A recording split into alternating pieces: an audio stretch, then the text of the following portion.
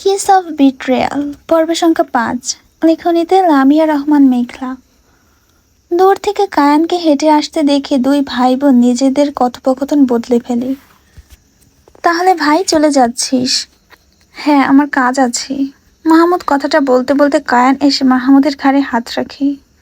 কেন ভাইয়া, যাবেন কেন? মেহেরিনকে নিয়ে চলুন, চট্টগ্রামে ঘুরে আসবেন। কাল চলে যাবেন, বাচ্চারাও মামাকে চায়, তাই না? বাবার কথা সহমত প্রকাশ করে জারিফ চিনু। ইয়ে, কি মজা, মামা আমাদের সাথে যাবে। মেহেরিন মিষ্টি হাসে। না না জারিফ চিনু, মামা গেলেও অন্য গাড়িতে আসবে, না হলে পাপা কোথায় বসবে? না না, আমরা কিছু জানি না, মামা আমাদের সাথেই বসবে। কায়ান মৃদু হাসে। মাহমুদ ভাই, আপনি বসুন, এমনিতেও আপনার ড্রাইভিং ভালো না। ড্রাইভার আপনাদের নিয়ে যাবে, আমি পেছনে আসছি। মেহেরিন বিরক্ত হয়ে কিছু একটা বলবে, তখনই বাচ্চারা পুনরায় জিদ দেখায়। আর কিছু বলতে পারে না মেহেরিন ছেলেদের উপর। মাহমুদ, মেহেরিন, জায়ান জিনুর গাড়িতে রওনা করে। কায়ান তাকিয়ে রয় সেদিকে। শিমুল আর জেবরান গাড়িতে উঠে বসেছে। কায়ান ওদের দিকে এগিয়ে যায়। যেতে পারবে তো? হ্যাঁ ভাইয়া, শেরিন এলেই রওনা করব। প্রয়োজন নেই, বাচ্চারা মামাকে জোরপূর্বক নিজেদের সাথে নিয়েছি। আমাকে ফেলে গিয়েছে, আমি শেরিনকে নিয়ে আসছি, তোমরা চলে যাও। ও তাই বলেন? আচ্ছা ভাইয়া, তাহলে আমরা আসি। এসো। জেবরান এবং শিমুলের গাড়িটাও দৃষ্টিসীমানা অতিক্রম করল। কিছুক্ষণ পর শেরিন বের হয়ে আসে, পরনে হলুদ রঙা ড্রেস। হলুদের ওপর রোদ এসে পড়েছে, ফলে শেরিন এবং ড্রেস দুটোটাই ব্রাইট দেখাচ্ছে। শেরিন হেঁটে এগিয়ে আসে। কায়ানের দৃষ্টি শেরিনের দিকে স্থির ছিল। আপুদের গাড়ি কোথায়? চলে গিয়েছে। শেরিন অবাক হয়। আমাকে ফেলে? না তো, আমাকে নিয়ে যেতে বলেছে। শেরিন তাকিয়ে রয় কায়ানের দিকে। কায়ান পকেট থেকে সানগ্লাসটা পরে নেয়। এরপর পাশে থাকা গাড়িতে উঠে হর্ন দেয়। ঢং করার মতো সময় নেই শেরিন, ইচ্ছে হলে এখান থেকে চলে যেতে পারো। জাস্ট আমাকে বলো, আমি রওনা করছি। শেরিনের ধ্যান ফেরে। শেরিন যতই পালাতে চাচ্ছে ততই জড়িয়ে যাচ্ছে। সে দীর্ঘশ্বাস ফেলে গাড়িতে উঠে বসে। সিট বেল্ট লাগাতে গিয়ে বিপত্তি ঘটে, লাগছেই না। কায়ান ঝুঁকে শেরিনের সিট বেল্ট ঠিক করে দেয়। শেরিন মুখ ফিরিয়ে নেয়। কায়ান বাঁকা হাসে। গাড়ি চলতে শুরু করে চট্টগ্রামের উদ্দেশ্যে। এই পাহাড় হয় নীরবতায় ঘেরা এক অদ্ভুত অনুভূতি। পাহাড়ে যাওয়ার রাস্তা কখনো সোজা হয় না, তবুও সেই বাঁকগুলো গল্প হয়ে থাকে। ধুলো ওড়া পথে ক্লান্তি জমে পায়ের তলে, আর চোখে ভর করে যায় আকাশ ছোঁয়া স্বপ্ন। যত উপরে ওঠে তত নিচে পড়ে থাকে দুঃখগুলো। মনে হয় পৃথিবীর কোলাহল আর আমাকে ছুঁতে পারবে না। পাহাড়ের রাস্তায় গাড়ি শুধু এগোয় না, মানুষও একটু একটু করে বদলে যায় ভেতর থেকে। কুয়াশা ঢেকে দেয় সামনের কত দূর পথ, তবু অজানা গন্তব্যের টানেই চলতে ইচ্ছে করে। পাহাড়ে যাওয়ার রাস্তা আসলে প্রকৃতির লেখা কবিতা, যেখানে প্রতিটা বাঁক এক একটা স্বপ্ন, নিঃশব্দ বিস্ময়। সেদিন লক্ষ্য করলো, যেদিন এসেছিল এই রাস্তা ধরে সেদিন বড্ড ফুরফুরে ছিল মেজাজ, কত মজা করেছে। তার জীবনের প্রথম ভ্রমণ ছিল এটা। খুবই এক্সাইটেড ছিল সে। অথচ ফিরছে অনেক সুন্দর সুন্দর সত্য বুকে ধারণ করে, যে সত্য শুধুমাত্র শেরিনের জানা। ফেরার সময় কষ্ট লাগে বটে, কিন্তু শেরিনের সাথে কাল থেকে ঘটে যাওয়া ঘটনাগুলো আরও বেশি ভয়ানক। ভাবতে ভাবতে কখন অনেকটা দূর পথ পেরোলো গাড়িটা। তারা এখন বান্দরবন এবং কক্সবাজারের রাস্তা যেখানে আলাদা হয় সেই পয়েন্ট ক্রস করছে। শেরিন এতক্ষণ বাহিরে তাকিয়েছিল। চারিদিকে হঠাৎ করেই মেঘে ছেয়ে গিয়েছে। এমন অসময়ে শীতকালে মেঘ গুড়গুড় করে পরিবেশ ঘিরে ফেলেছে দেখে শেরিন বেশ অবাক হলো। সকাল থেকেই বেশ রোদ ছিল, এমন হঠাৎ করে মেঘ ঘিরে যাওয়ার অর্থ বুঝল না শেরিন। বেশ ঠান্ডা পড়তে শুরু করলো। চারিদিকে কুয়াশা ঘিরে ধরেছে, সামনে কি আছে কিছুই দেখা যাচ্ছে না। একটু পরপর টুপটাপ বৃষ্টি পড়তে শুরু করলো। কায়ান গাড়ির গ্লাস লাগিয়ে দেয়। গাড়িটা রোডের এক সাইডে থামায়। শেরিন তাকিয়ে আছে পাশ ফিরে। কিছুই ভালো মতো দেখা যাচ্ছে না। শেরিন নিজের চাদরটা ভালো করে জড়িয়ে নেয়। ঠান্ডা লাগছে তার ভীষণ। কায়ান শেরিনকে কাঁপতে দেখে পেছন থেকে একটা ব্যাগ নিয়ে শেরিনকে দেয়। শেরিন কনফিউজড। এটা কি? খুলে দেখো কি। শেরিন খোলে ব্যাগটা। একটা নীল রঙা মোলায়েম সোয়েটার। শেরিন 7-5 না ভেবে গায়ে জড়িয়ে নেয়।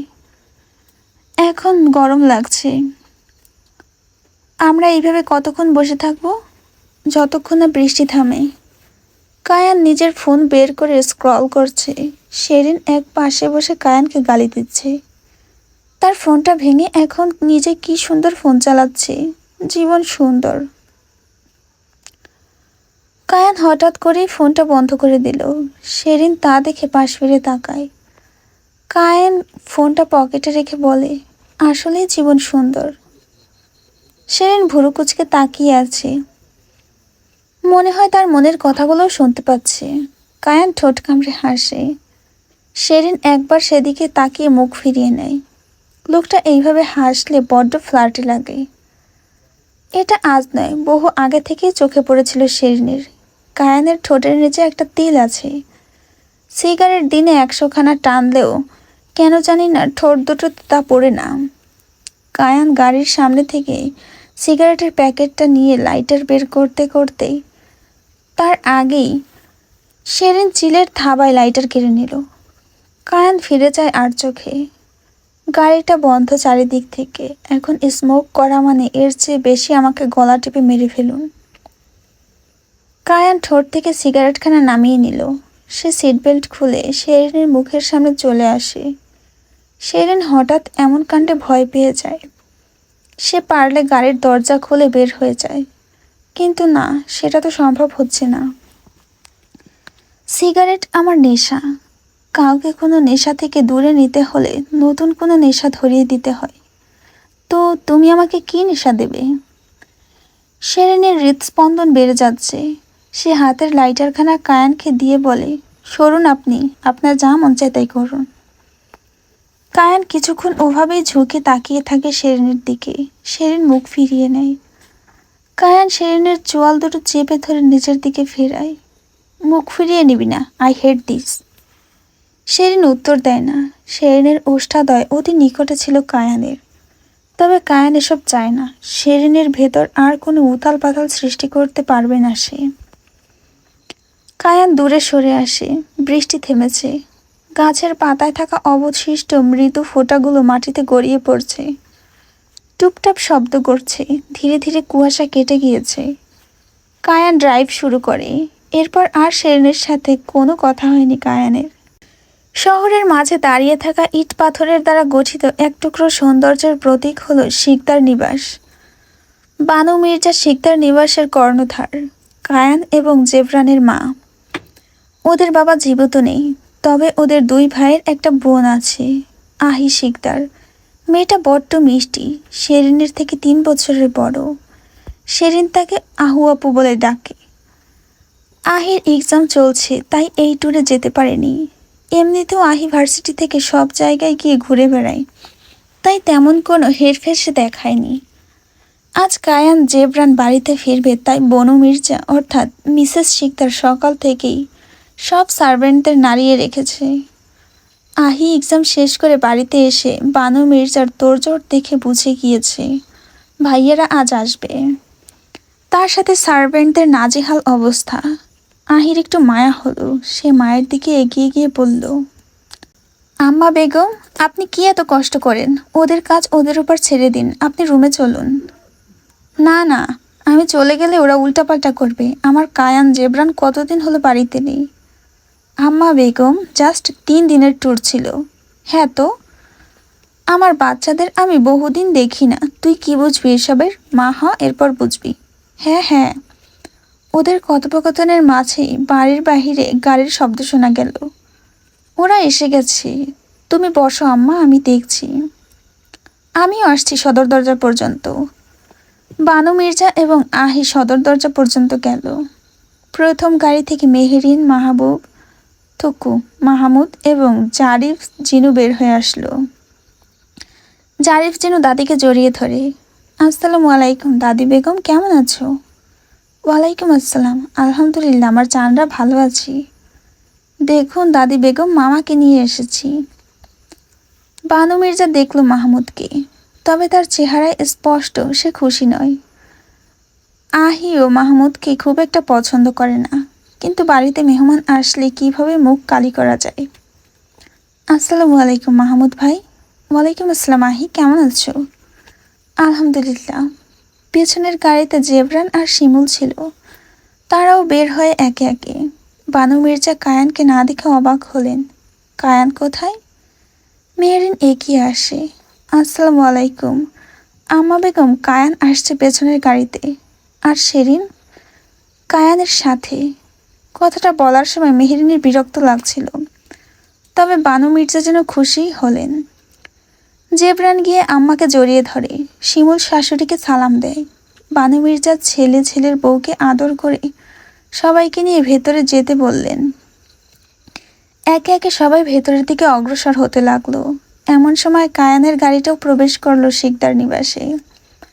বানু মির্জা দাঁড়িয়ে যায়। কায়ান বেরিয়ে শেরিনের দরজা খোলে। শেরিন বেরিয়ে আসে। কায়ান এবং শেরিন একসাথে হেঁটে আসে। বাগানের দুই দিকে সবুজ গাছের ছায়া, তার মাঝেই মেইন গেট থেকে সদর দরজা পর্যন্ত রাস্তা তৈরি করা হয়েছে। কায়ান এবং শেরিনকে পাশাপাশি এত সুন্দর লাগছে, বানু মির্জা চোখ সরাতে পারছেন না। কায়ান এবং শেরিন হেঁটে আসে। কায়ান মাকে জড়িয়ে ধরে। আম্মা কেমন আছেন? আলহামদুলিল্লাহ ভালো, তুমি? আলহামদুলিল্লাহ। শেরিন তাকিয়ে রয়। এদের মা ছেলের বন্ডিং স্ট্রং অনেক। বানু মির্জা ছেলের কপালে চুমু খেলেন। আপনাকে দেখে আমার কলিজায় জান ফিরে এসেছে কায়ান। কায়ান মায়ের হাতে চুমু খায়।